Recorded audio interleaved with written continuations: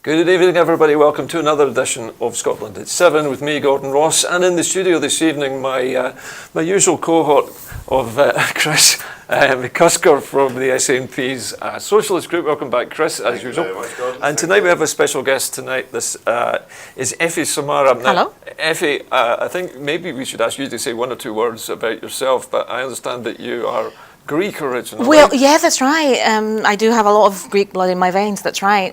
So Cambridge University girl, and then an entrepreneur after that, and then a mum, and now a Glasgow University girl in the doctoral programme. Excellent, Effie, excellent. Right, okay, we're going to dive straight into the news, and after I've read this, Effie will ask for your opinion, okay?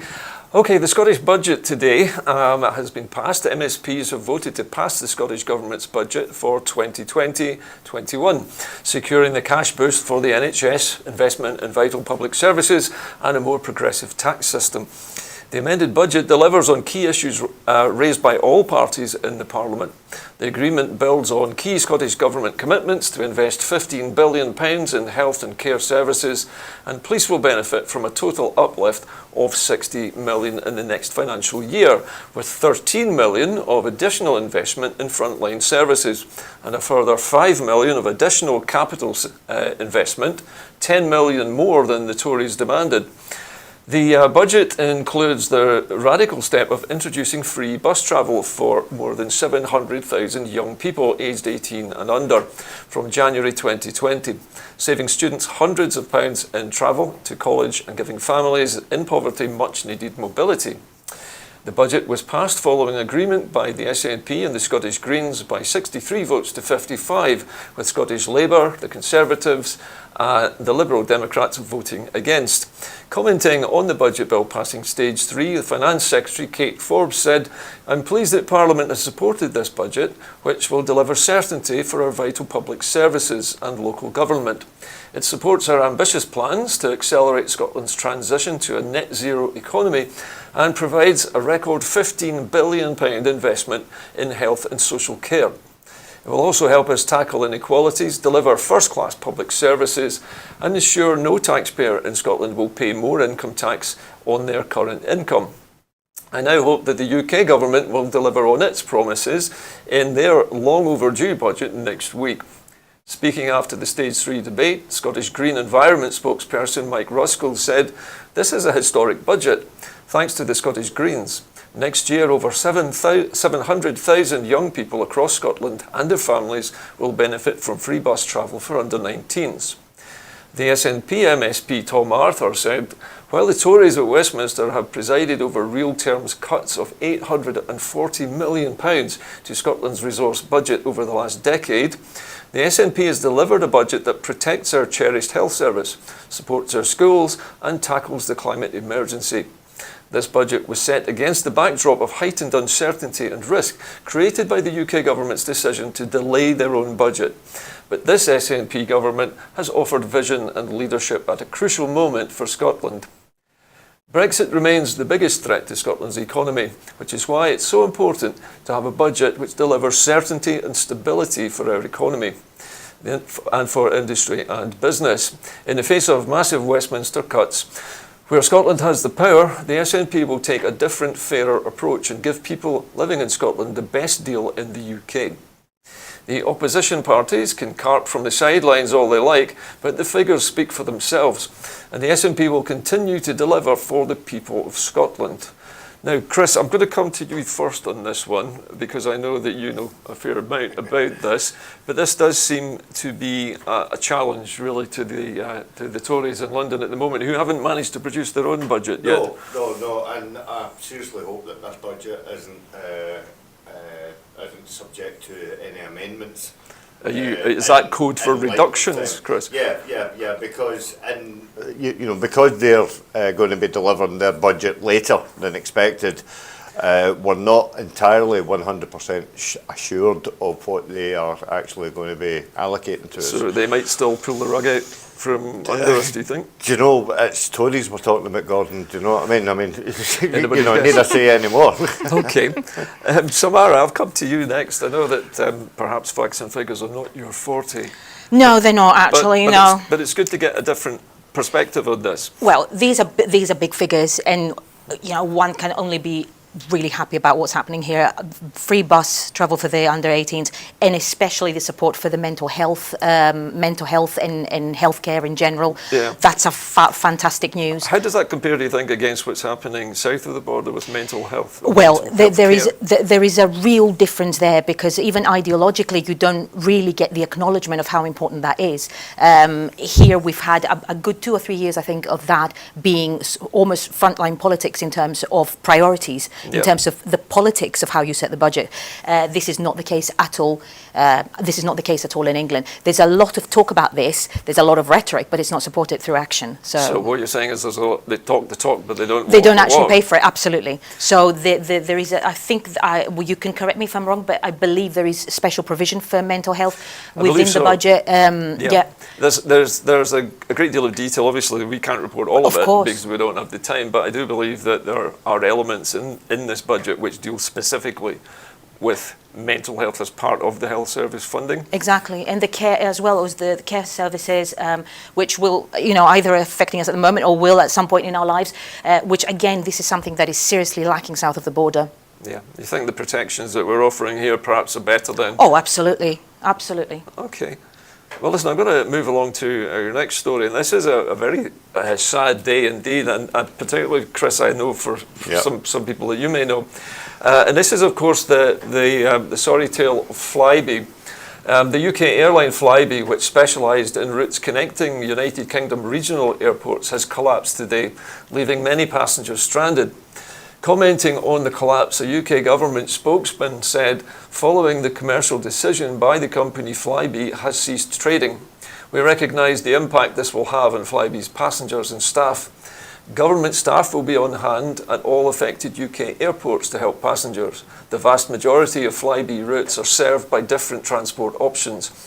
And we have asked bus and train operators to accept Flybe tickets and other airlines to offer reduced rescue fares to ensure passengers can make their journeys as smoothly as possible. We know this will be a worrying time for Flybe staff, and our Job Centre Plus rapid response service stands ready to help them to find a new job as soon as possible. We're working closely with the industry to minimise any disruption to routes operated by Flybe, including looking urgently at how routes not already covered by other airlines can be re-established by the industry. Through the reviews of regional connectivity and airport passenger duty we have announced, we will bring forward recommendations to help ensure that the whole of the UK has the connections in place that people rely on. Flybe's financial difficulties were long-standing and well documented and predate the outbreak of COVID-19. We are well prepared. We are well prepared on a potential outbreak, and this week we have set out an action plan with details of our response. The Scottish Government Cabinet Secretary for Transport, Infrastructure and Connectivity, Michael Matheson, has said, "It's very disappointing that Flybe has gone out of business. The carrier was an essential part of our domestic transport network, connecting cities for business and tourism around the UK, as well as providing employment at the main airports in Scotland.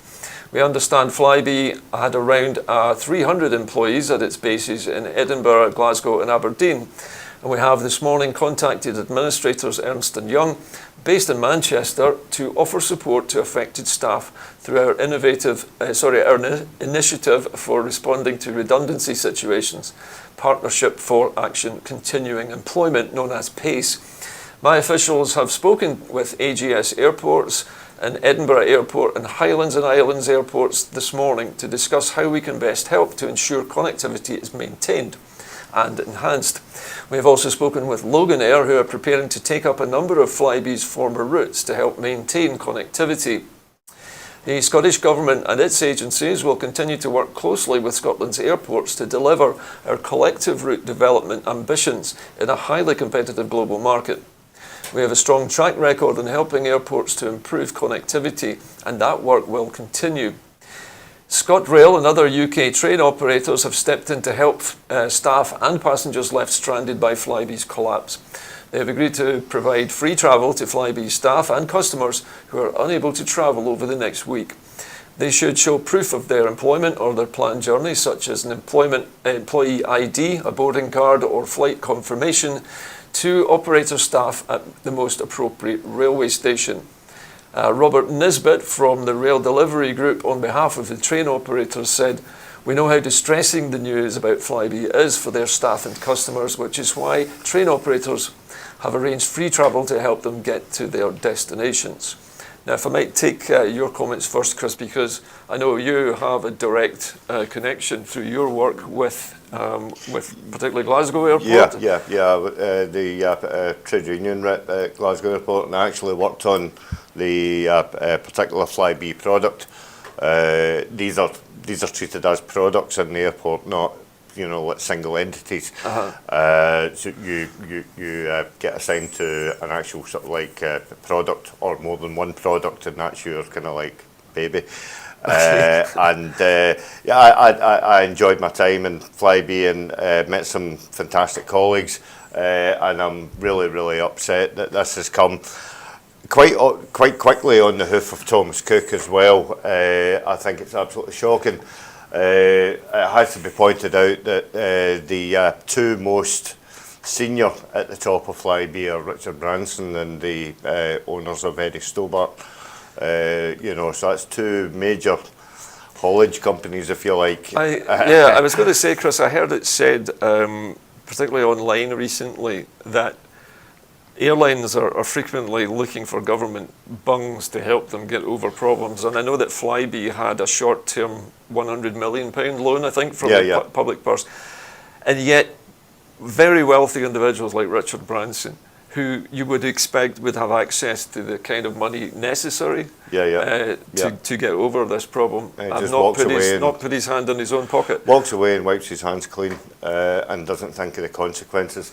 The wider ramifications of Flybe, not only were they a domestic carrier, but during the summer season Flybe would take passengers to the short-haul routes of the south of France, and at times they were also doing short-haul routes to ski resorts. So they were filling in some of the busier, the routes that were maybe not being covered during those periods by other airlines. And it's, as I say, it's welcoming to find that Loganair are looking into taking up the slack. I believe that they've already agreed to take on the Glasgow-Aberdeen route. Somebody told me that they may have also taken up the option of the Southampton route, which I heard that Southampton was in big trouble because of this. That would be ideal, because Flybe made up of 85% of Southampton's handling. So it's a very huge percentage of its traffic. It's a huge percentage, and I have to highlight that this utter tosh that we're getting from Boris Johnson's government about levelling up for all the regions in Britain, it's one pile of mince. Yeah, is this the way they're going to, do you think, sort of this is the way they're going to treat high speed 2 is actually levelling up? I mean, if this is the indication of how they treat regions, then, I think it's time everybody woke up and smelt the coffee. Do you know what I mean? Okay.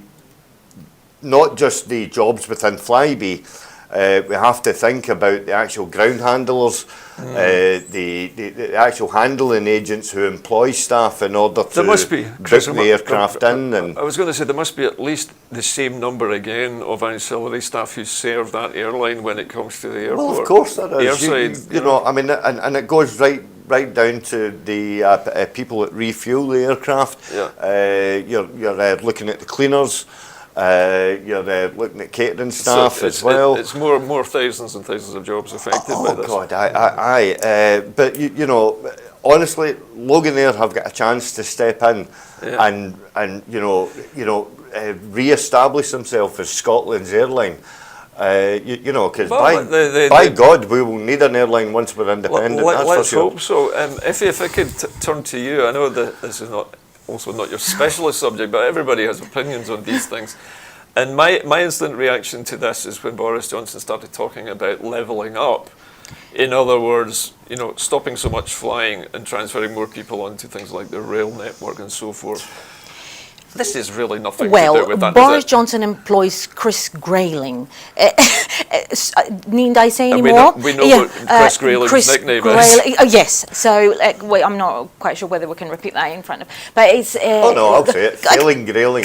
Failing Grayling. Well, Grayling. I'll just second it. It's a scary prospect, and I had a question for you, Chris. Actually, is this to do with Brexit, or is there a Brexit nuance here, or is it just simply a company collapsing? This is to do with Brexit. No two ways about it. They've cited the fact that less and less people are booking flights because of the coronavirus. I'm sorry, but that's pish. I don't think it happened within the last 4 really, weeks. Honestly, it's absolute complete balderdash to suggest that this is, yes, coronavirus may have a slight impact to it, but the other bit in this that really cheeses me off is the fact that other companies were willing to step in and offer reduced flights and stuff like that and all the rest of it. I looked in EasyJet this morning and they were ramping their prices up. Merry hell. Absolutely, because it's fantastic to them. This is gold, Yeah, and not only that, is that the ones that are left, they will pick over the carcass of Flybe in order to take up the most lucrative contracts routes in the routes and leave the other, to perish. less used routes. The coronavirus, which we're about to talk about in a minute, is a factor, but it's a small. It's a very, very small factor. It's a tipping point, perhaps, but that's nothing. And more. also, it's a very, very short while since this whole thing began with the coronavirus.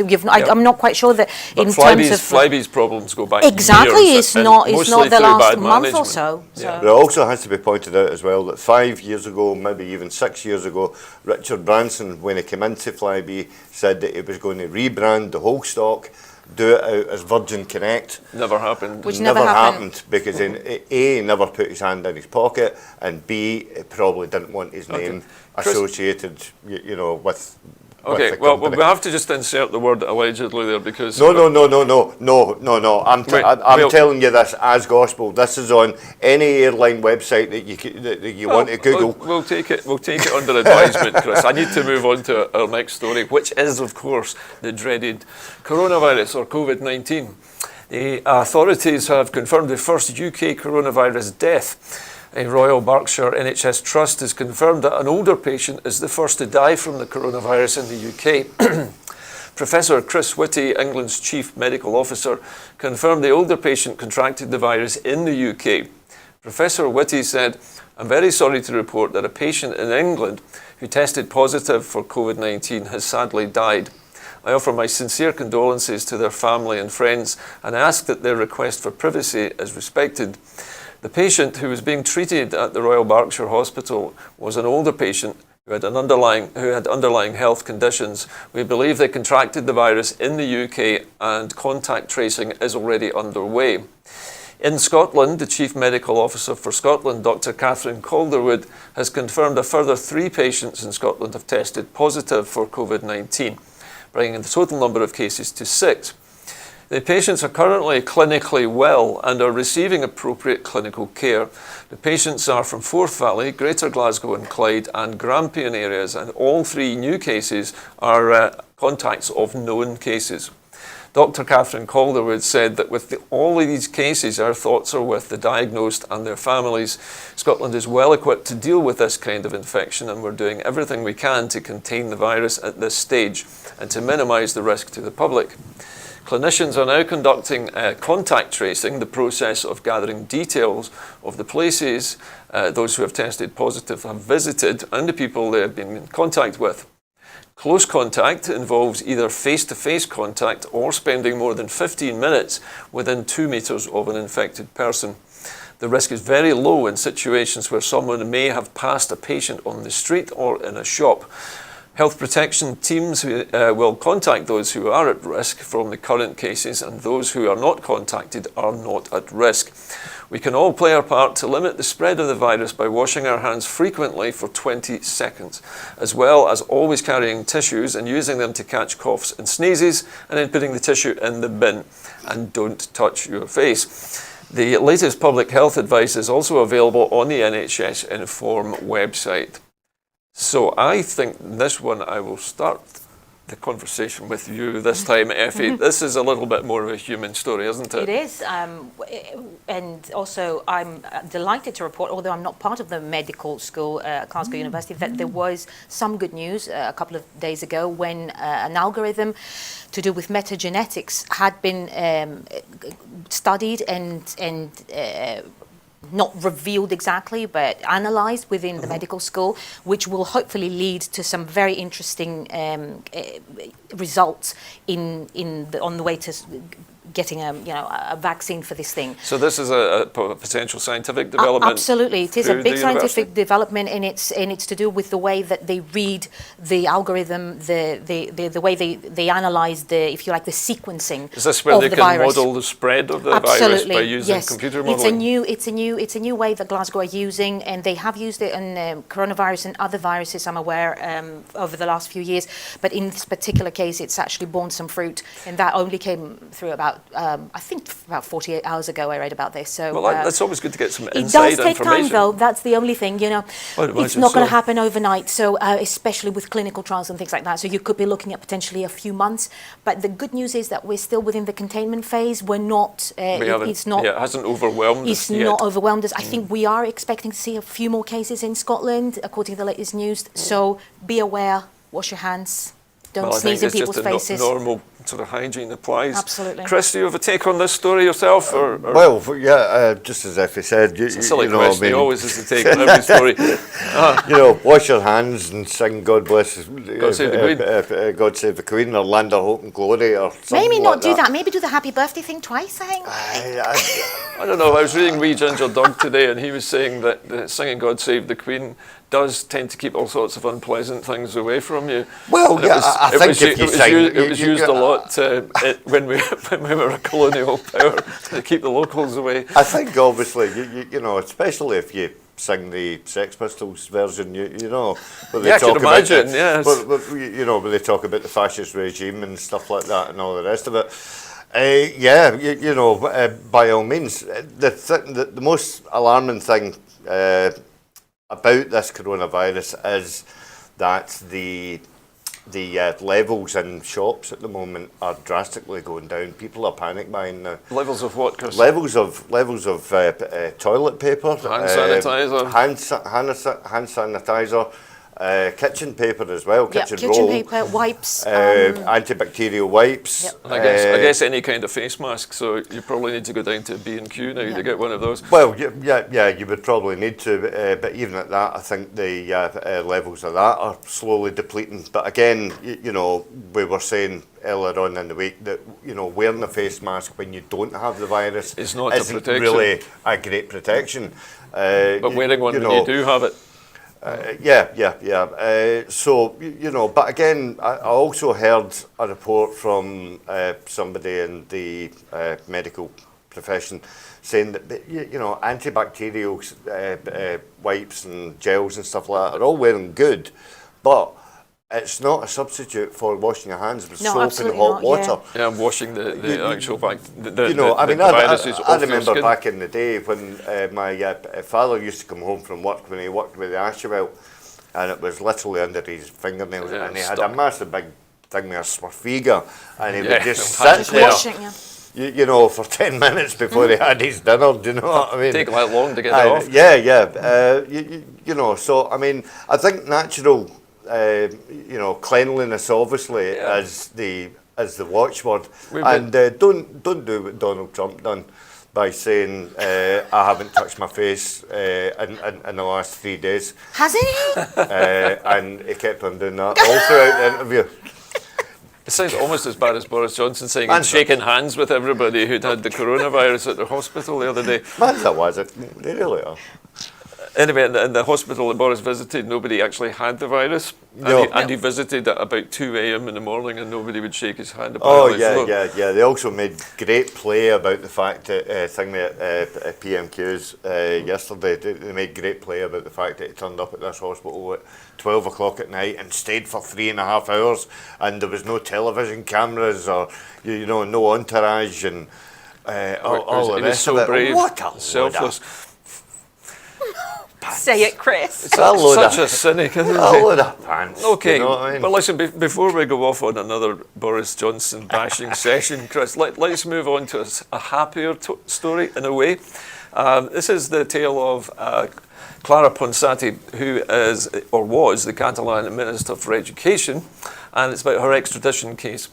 Professor Ponsati attended Edinburgh Sheriff Court for an extradition hearing, and following Brexit and the UK's MEP seats being redistributed, Clara Ponsati became an MEP and took her seat at Strasbourg alongside Carlos Puigdemont and Tony Comyn on the 10th of February 2020. The Spanish authorities have petitioned the European Parliament to waive legal immunity held by Clara, Puigdemont and Comyn. It's understood that it could be months before the matter is debated. Spain should have withdrawn the warrant against Clara when she became immune. But by asking the European Parliament to remove her immunity, they have accepted that she has immunity. Today, the judge agreed to suspend the extradition case of Clara Ponsati until the European Parliament takes a decision on immunity. A procedural hearing is fixed for the 18th of June. Her lawyer, Amar Anwar, submitted that the Scottish courts should not order Clara to return to Spain to face a criminal prosecution, as this would be an abuse of the process of the European arrest warrant, the system that, that was in force when she has legal immunity. Post 31st of December, it may be that the European arrest warrant no longer applies and the UK would revert to the old Extradition Act of 1957, making it even harder to extradite Clara. If this is the case, if it is the case that we are no longer an EU member state, then the principle of mutual recognition should not apply. And in a statement, Mr. Anwar said, "The question for the court is whether the risk of prejudice to the prospects of a fair trial are so grave that no direction of the judge, however careful, could reasonably be expected to remove it. We would submit that the Spanish Supreme Court cannot ensure a fair trial, and any trial of Clara Ponsati would be viewed as a political show trial. Article 6 of the ECHR has incorporated into Scots law by the Human Rights Act of 1998 is a fundamental principle of the rule of law, by which our courts ensure that agents of the state do not misuse courts to oppress citizens of the state, as Spain stands accused of doing. We have seen the frightening and sinister consequences of the brutal misuse of state power by Spain. It is submitted the true reason for the warrant is a politically motivated prosecution of Clara Ponsati. What is contained within the warrant does not set out a fair and accurate representation of the events of September and October in 2017. It fails to note the injury to thousands of peaceful protesters, and it fails to note the international condemnation of the excessive use of force by the Civil Guard and the national police officers. It was suggested by Lorena that the criminality was the signing of the decree 139/17, which called for a referendum, despite knowing that the process had been ruled null, and she gave authority to use schools as polling stations, and that this was done in the knowledge that holding of such a referendum would result in an escalation of violence, and I'm using a parenthesis there as a direct quotation. It is important to note that nowhere is it suggested that Clara was involved in violence, supported it, promoted it, or even suggested it. The offences which Clara has allegedly committed are from a different era, when the King or Queen was sovereign and there was no concept of the modern democratic state. The Lord Advocate argues that the equivalent crime to sedition, with which Clara is charged in Scotland, would be a crime of treason. Specifically, Section 2 of the Treason Act 1351, relying on levying war against the sovereign in her realm. And we submit that you cannot simply look at these laws from the 14th century and transpose them into modern day society. Today is another victory against the abuse of the rule of law by Spain, but we still have a long way to go. Now, I think definitely this is one for you, Effie. This is directly up your line of expertise as a law? Article 6 of the European Human Rights Act is that exact specific, it provides against using politics to gather evidence against the accused and to accuse someone of crimes or to be selective about the evidence that you choose, to ensure the impartiality of the judge and the court. Now, what we're seeing in Clara's case is exactly that. The Spanish courts, maybe, according to Amer's submission, which Amer is an amazing legal mind, he's a brilliant scholar, the Spanish courts would here be susceptible to political argument. So there would not be impartiality in either accepting evidence or coming to judgment on Clara. So it would not be safe to extradite her. So you're saying that Clara's case in Spain is already prejudiced before she even is extradited? Absolutely. I mean, there is a huge, big political argument against the Catalonian position. So the judge, literally through the political situation, would not be able to sit down and apply the law. Also, to go back to the Scottish argument, going back to the Treason Act, I mean, this would be laughable. It is. Yeah, I mean, I think Amer has raised this. Yeah.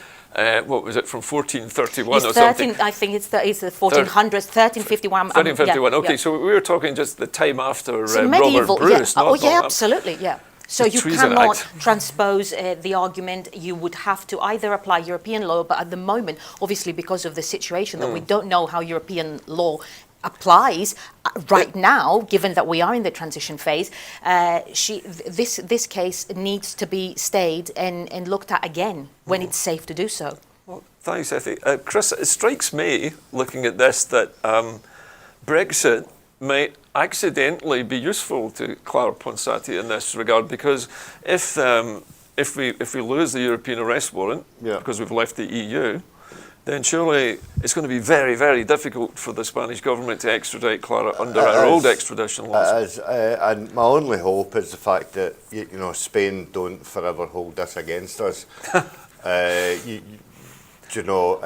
Because there may be some loophole that as you say, Amir is just an absolute legend when it comes to this. Well, he isn't a human rights lawyer for nothing, is he? Well, exactly. But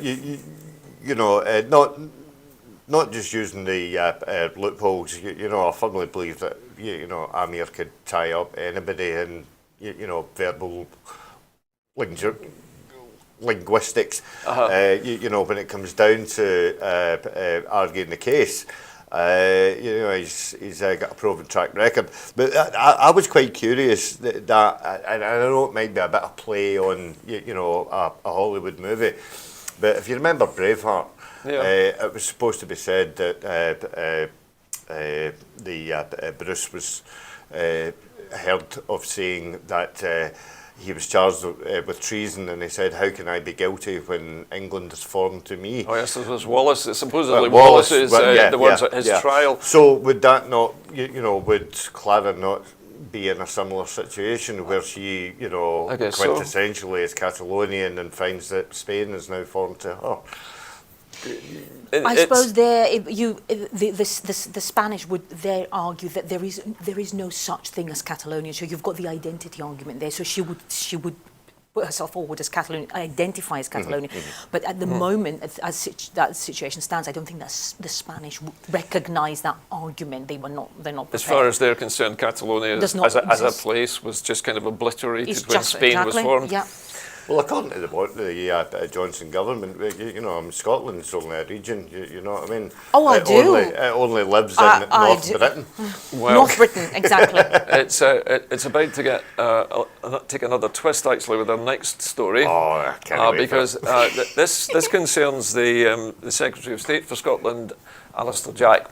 The Scottish Secretary of State, Alistair Jack, has been criticised for an offensive claim that there's been a tendency in the past for us to bring in cheap migrant labour, and they've come on the basis that they get access to our NHS and our benefits system.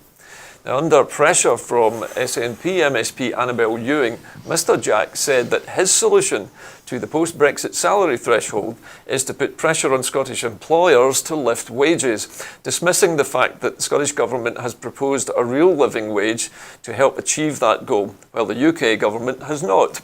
Mr Jack also acknowledged the genuine difficulties of the UK Government's migration plans and what they present for Scottish businesses, despite refusing to reveal any solutions to these difficulties, which could see 1 in 5 small businesses forced to close.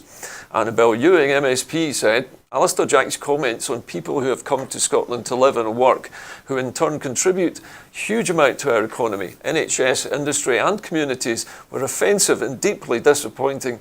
Not only does Scotland benefit enormously culturally and economically from the contribution made by European Scots to the tune of £4.4 billion each year, we also benefit from the opportunity that free movement gives Scots to live, work and study in other EU countries. The Tories are hell-bent on ripping up the rights of EU nationals by forcing through an immigration system which will negatively impact our economy and public services.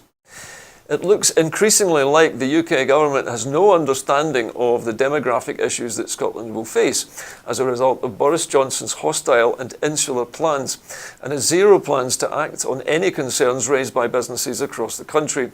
The Scottish Secretary admitted that the UK government's plans could cause genuine difficulties for the businesses and their employers. He must urgently reveal his plans to solve these problems. Now, this is a direct challenge, Chris, isn't it, to Alistair Jack, to justify this ridiculous assertion that people come to live on benefits. Now, who in their right mind would want to come and live on the meagre benefits of the UK? Well, I mean, I actually posed this question on Twitter earlier on today. You know, as you know, I do a lot of refugee work. You do? In Cali and also in Brussels. And to be honest with you, the majority of migrants there don't want to come to Britain. Do you know what I mean? Not because of their great understanding of the fact that you know the benefit system is so woeful. It's just because of the right-wing rhetoric that is coming out of Westminster. You know, and they just don't want it. They just don't want anything to do with it. You don't go somewhere where you're not welcome. Quite clearly, the Westminster government have told migrants, you're not welcome. Britain is closed. Stay away. Stay away, and you know, and all this. There's been so much rhetoric and, honestly, complete keech from the That's a good Scottish word, Chris. A great Scottish You'll need to word. translate that for our English viewers. I don't know, do you know that one? I do, yeah. Well, honestly, it is just verbal keech that's coming out of Westminster at the moment, you know, suggesting evenly, you know, white-only jobs. I mean, that is horrendous. I wonder where that leaves Priti Patel. Yes. Well, You know what it's an interesting position to put to her, I think, as the Home Secretary. Yeah. my whole beleaguerment of, you know, people like Priti Patel and stuff like that, whose family have suffered. James Cleverly. James Cleverly. Javid. All these families, all these pre-families, They their would not be fathers, mothers, they would not have grandparents. been born. Yeah, but they've all been subjected to the imperialistic Absolutely. values of Great Britain, you know, that pillaged their lands beforehand. It is ironic and sad, I think, when you see people like Priti Patel expounding this nonsense. I know, as well. it just beggars belief, it really does. I don't know if there's some sort of psychological disorder there, because this is actually like looking in the mirror and denying your own existence. You see what I mean? It's a very strange thing. And let me just second in what you've just said, and I completely 100% agree with you. Glasgow University, 28% of our academic staff are Europeans. Now try and resolve that. We're talking about top medical researchers, we're talking about top legal researchers, top philosophers, writers, across the board, scientists, physicists. You do not simply just train up people. It takes a long, long time. Some of these people have taken 30 years to get to where they are, and they contribute a huge amount to the society, the immediate environment, and to the society that they're part of. And a lot of them have either left or are contemplating leaving. Gordon, can I just chip one quick thing in there? Go on, Chris, let's hear Please it. do. Just while Ellie mentioned that, I have to point out that my comrade brother, Graham Campbell, Councillor Graham Campbell, Yes. is now running for rector of Glasgow University. Oh, yeah, that indeed, yes. And yeah, we've had he the is emails. He yes. is a champion of BAME. yeah. I know it's hard to do that when you've got the dog's teeth in. But yeah, so Graham is now up and running fully. I attended his first hosting at Queen Margaret Union. Excellent. Which was an absolute throwback for me because you could get a pint for £2.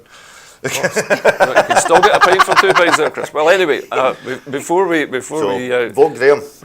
Before we leave the whole issue of the so-called hostile environment, there is another story here about the Tories' immigration bill, which ahead of the Tory immigration bill being introduced to Parliament, Stuart MacDonald MP has said Boris Johnson must wake up to the reality that it will devastate Scotland's economy and communities and hold grown-up talks with Holyrood on a Scottish visa system.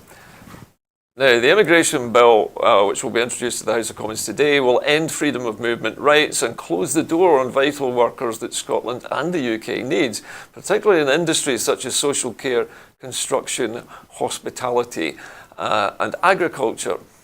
Now, we're not going to spend an awful lot of time on this story because we know the background to this. Yeah. But I think probably, Effie, you have more of a handle on this yourself because you have moved to Scotland relatively recently. 6 years ago, yeah, Relatively from recently. sunny Surrey. But you don't get much more southeast than Surrey. I sometimes I'm very conscious of revealing that, but now it's out there. I've said it. It's not an offence. Oh well, No, I don't know about that right now. It's Chris Grayling land, so. Well, there's that man again. Honestly, don't apologise for it. As a socialist, I used to live in Walton-on-Thames, believe it or not. Oh wow! Well, that makes it okay. Now that I feel so much. Thanks, Chris, for sharing. But to bring things back, I'm sorry. Oh, yeah. No, do. To bring things back to the subject at hand, we have the potential here for a major disaster in Scotland, an immigration plan which is one size fits no one, apparently. No one.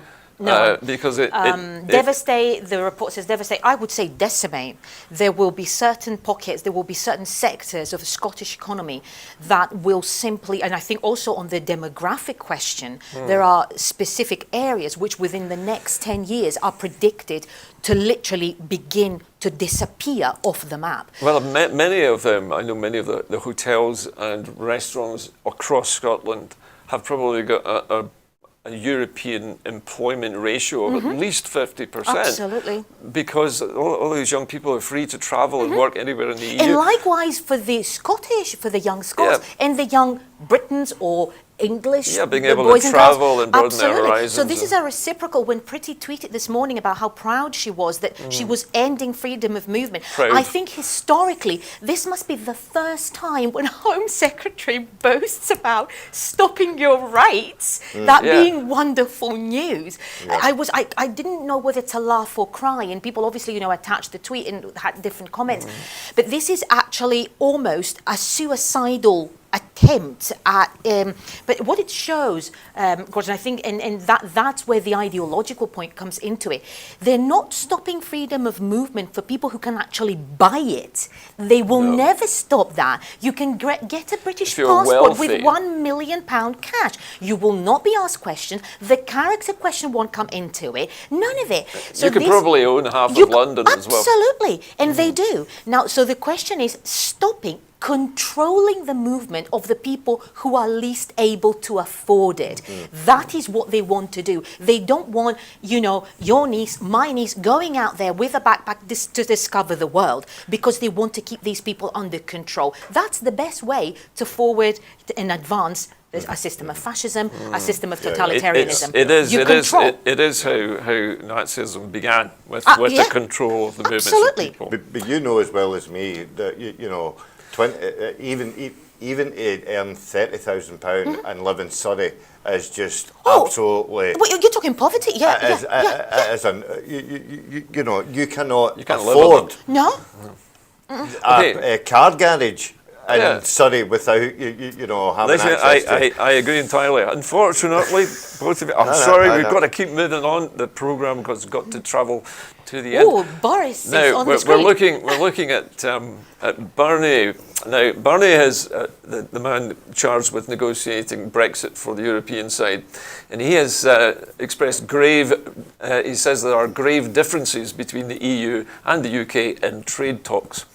Michel Barnier has spoken of grave differences between the EU and the UK over their future relationship, warning that Boris Johnson's refusal to formally commit to the European Convention on Human Rights could limit cooperation in fighting crime.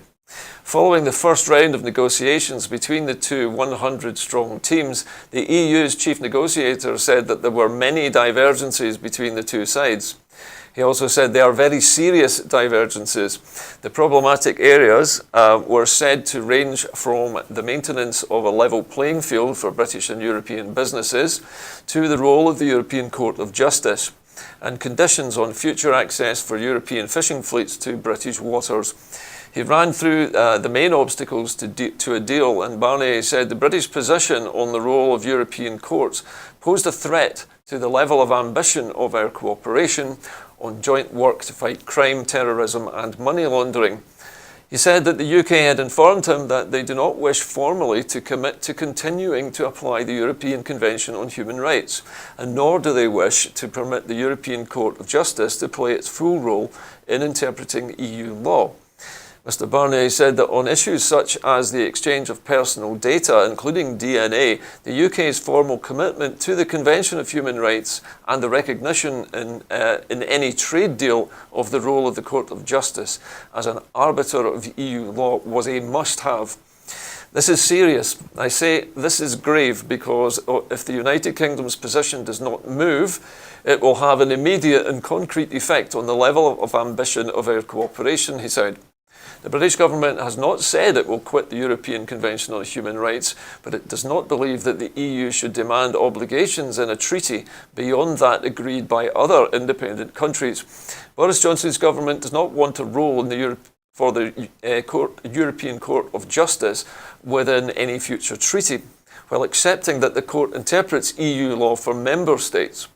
On the EU's demand that any free trade deal involves signing up to the European standards on environment, workers' rights and state aid for companies, British negotiators have said they intend to maintain high standards but oppose making them a precondition for a trade deal.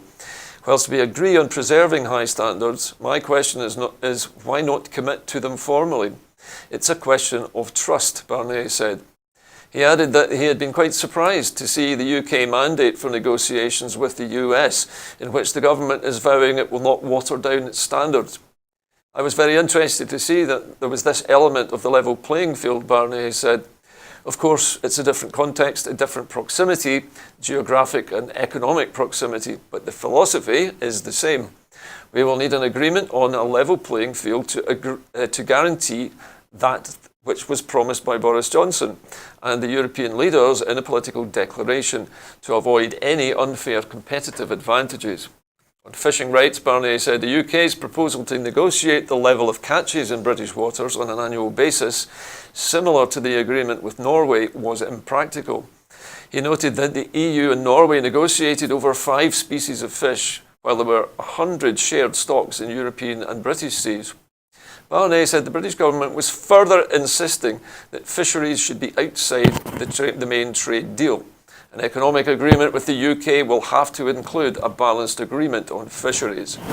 So there are a lot of differences here, Chris, between the European Union and what it expects for a trade deal, and also what the United Kingdom is prepared to give up.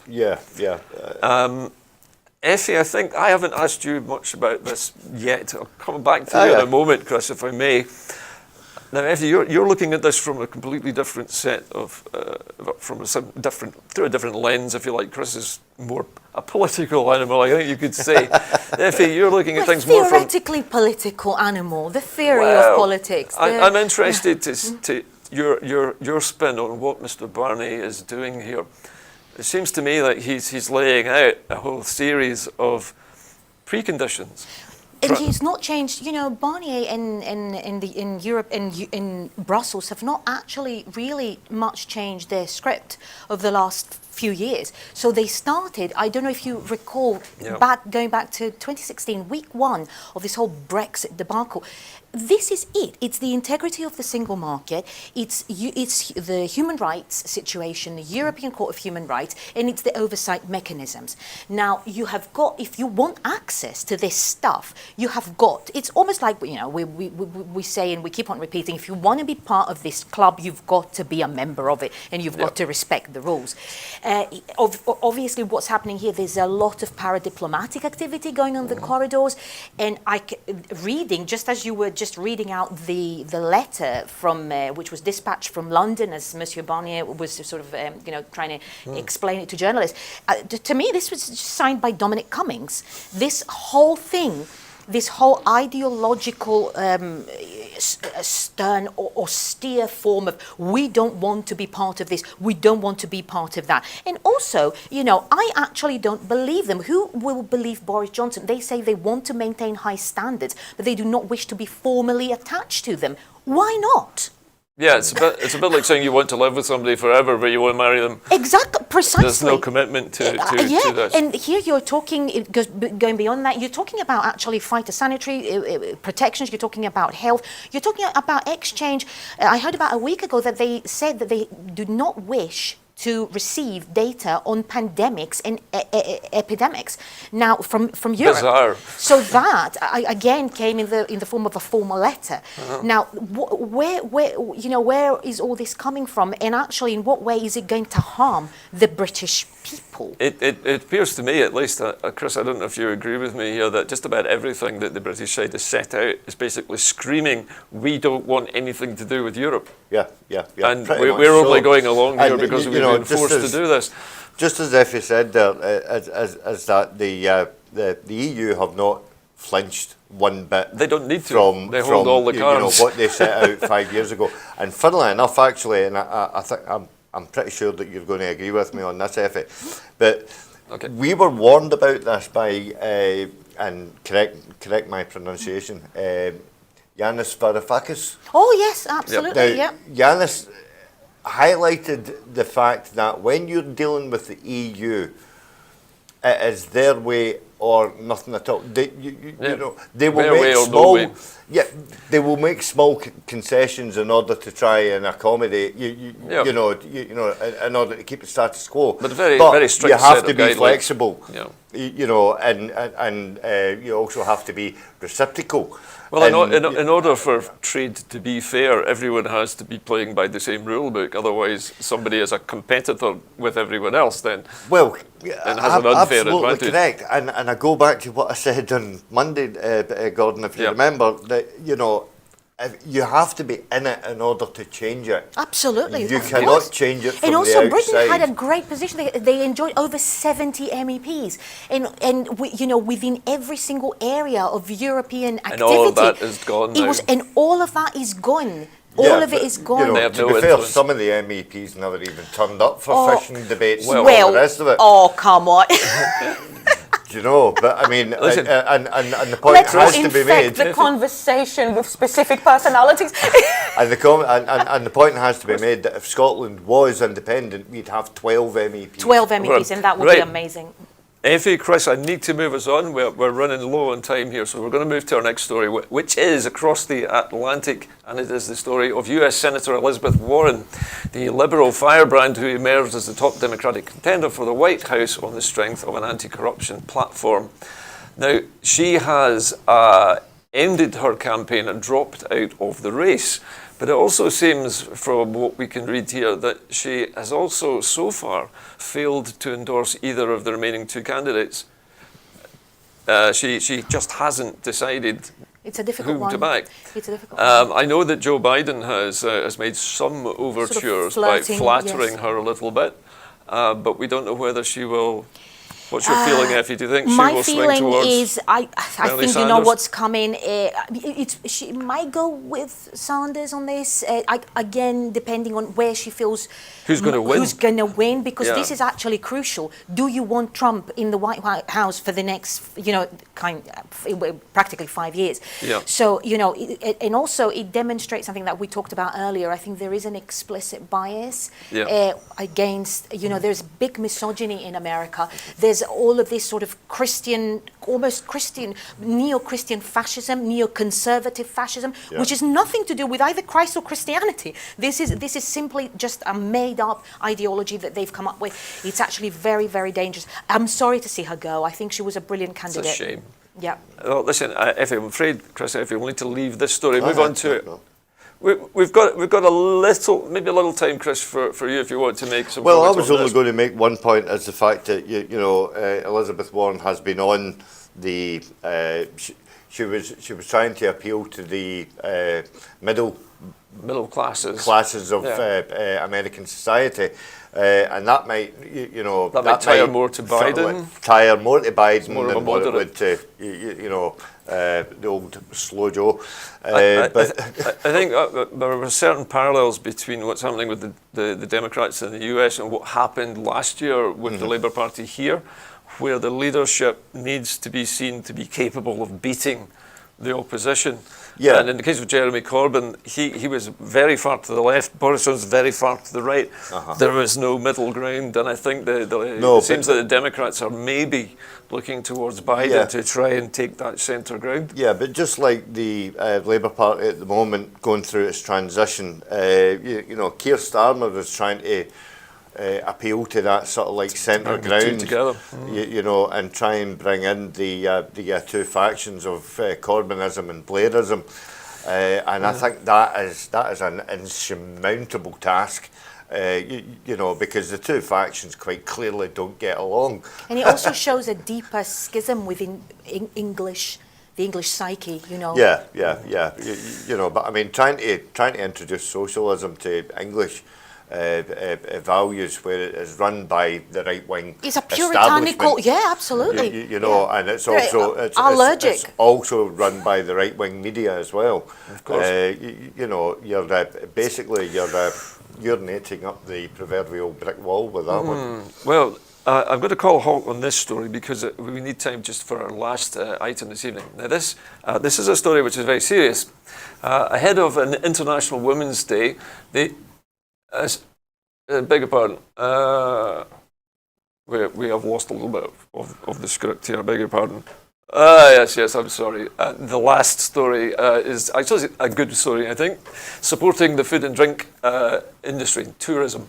The food, drink and drink tourism businesses throughout Scotland will benefit from £220,000 of funding to help promote the sector. The funding will be used to develop a website with resources and information to help businesses encourage more tourists to enjoy Scottish food and drink. It will also support industry-led work to unlock the growth potential of this sector. The Food Tourism Action Plan, which launched in 2018, aims to double the amount of visitors the amount visitors spend on food and drink from $1 billion a year to $2 billion a year by 2030. Attending the Showcasing Scotland West Regional Food event in Glasgow, Tourism Secretary Fergus Ewing said the Scottish Government is committed to working side by side with industry to unlock the potential of this growing sector. Our tourism industry is of crucial importance to the Scottish economy, and food and drink tourism poses exciting opportunities, particularly for rural communities. This funding will give food and drink businesses throughout the country access to online tools and resources to enable them to market their produce to visitors. It will also build on the great work already underway and allow more of our hotels, restaurants and visitor attractions to showcase Scotland's world-renowned food and drink. Now, again, it's a good story, we always like to end our programmes with a good news story. This one in particular, Chris, if I come to you first, the food and drink industry is one of those things which everybody is expecting to be hardest hit by Brexit, also maybe by the COVID-19 virus as well, but it's always been a bit of a fragile industry.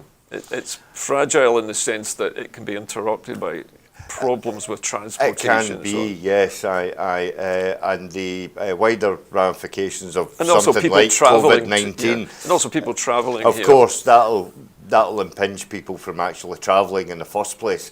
But the other point to be made here is the fact that the UK government not agreeing to a Scottish visa system will definitely hamper, any growth in the industry. Because the length and breadth of Scotland, whether it be Spanish, French, Polish, German, you name it, there are Europeans working in our sector, doing, sometimes jobs that, quite clearly some Scottish people think are beneath them. I mean, I originally trained in the hotel and catering industry. It's hard work. It is hard work, but I actually thoroughly enjoyed it. But of course, there's some people there's just also don't. food production, Chris. Gutting fish and preparing cuts of Well, meat. exactly. I mean, they're, skills in themselves. I can remember back in the day where you were actually trained to bone out a side of beef and and actually fillet a And fish properly. these are not low skilled jobs either. You need very, very good Well, skills. try telling Pretty Patel that. Yes. Or what's his name? Ian Duncan Smith, who Oh, was, I think, the very first one to label Europeans low worth individuals. Now, Have you had a chance to sample some of Scotland's food and drink yet? you're joking. My daughter is Scottish, okay, so she'll have a go at me and she'll say, stop saying June, say June. Don't say Bath, say Bath. Don't embarrass me. No Bath. So I'm so sorry. So I'm really trying, and I'm shorten the also trying vowels. to learn Gaelic as well. So Are you? try Oh, it lovely. if you are. Yes. So I eat Scottish food all the time. I absolutely love it. I always have done, even in England. I would have to totally agree with what you're saying, and also to add to this. Again, going back to Brexit, it will be hit. Exports will be hit. And also the proposals being put forward at the moment by the US government, who are seeking to eradicate the whole idea of protected origin, of protected foods, this will have an impact. And this is what the United States are wanting to do. Now, let me tell you, if you're fighting the United States, if you're in a room and you're negotiating with the United States, I think I've got a feeling about who the winner is going to be. Yeah. All right. Well, listen, both of you, thank you very much Thank you to for both of having my us. guests this evening for a kind of fast-moving show tonight. But having two guests always means twice as much, twice as fast. It's always Anyway, enjoyable. thank you both, Chris and Effie, Delight, for thank being you. the guests this evening. Thanks again, John. That, of course, is the end of the programme for tonight. And as is my usual tradition, I'm going to now beg you for money because, as you know, Broadcasting Scotland is supported by its viewers. So if you would like to become a supporter of Broadcasting Scotland, you can give just £5 a month, which is better value than the BBC, by following the online instructions on your screen now. That's it from me this evening. I'll be back again on Monday night with Scotland at 7, but from everyone here at Cowcaddens in the studio, a very good night to you.